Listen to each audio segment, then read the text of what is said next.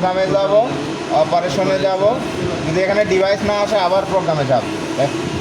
দিয়ে আবার অপারেশনে যাব, ডিভাইস আসবে,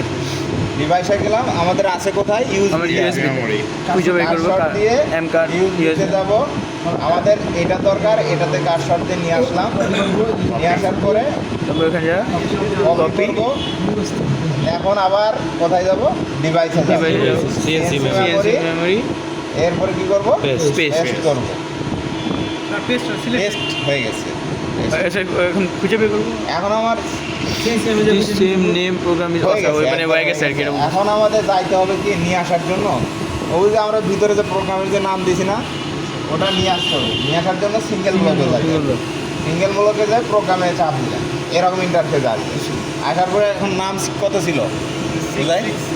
হ্যাঁ ও দিয়ে প্রোগ্রাম সার্চ দিব, এই যে আমার প্রোগ্রামটা চলে আসছে 3 নাম্বার স্কুলে, এই যে কয় মিলি পেজ দিছ, 2 মিনিট হওয়ার কথা এটা মনে হয় তো লাগলে আপনি একটা বানায় নেন, তাই না, ফেসিং প্রোগ্রাম, এত সমস্যা না।